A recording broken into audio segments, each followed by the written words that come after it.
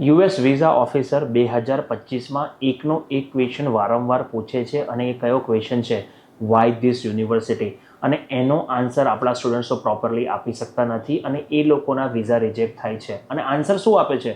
આ યુનિવર્સિટીઝનો કોર્સ સારો છે, ડિફરન્ટ કોર્સ છે, ફ્લેક્સિબલ કોર્સ કરિક્યુલમ છે, ઇન્ફ્રાસ્ટ્રક્ચર સારું છે, કેમ્પસ બહુ મોટું છે. તો આ આન્સર તમારે નથી આપવાનો સ્ટુડન્ટ. આ આન્સર સાંભળીને વિઝા ઇન્ટરવ્યૂને નીંદ આવી જાય છે, બિકોઝ આ આન્સર બધા જ લોકો બોલતા હોય છે.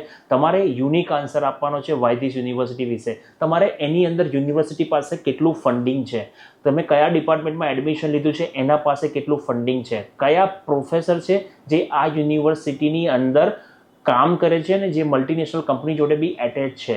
ઓલ્સો તમે આની અંદર એલ્યુમિનાઈ નેટવર્ક વિશે બી વાત કરી શકો છો, બિકોઝ એલ્યુમિનાઈ નેટવર્ક બી તમારા માટે બહુ હેલ્પફુલ હોય છે યુનિવર્સિટી સિલેક્ટ કરવાની અંદર. ઓલ્સો તમે કહી શકો છો કે કેસ સ્ટડી બેઝ લર્નિંગ છે. તો આવા ઘણા બધા ક્વેશ્ચનના આન્સર માટે અને વિઝા ઇન્ટરવ્યૂ પ્રિપરેશન્સ તમારે કરવી છે ને, એના માટે કોમેન્ટમાં વિઝા લખી દો. અમે તમને એક ટેલર મેડ PDF બનાવી છે, એ આપી દઈશું, જે તમારા વિઝા ઇન્ટરવ્યૂના ચાન્સીસ વધારી શકે છે. Thank you so much.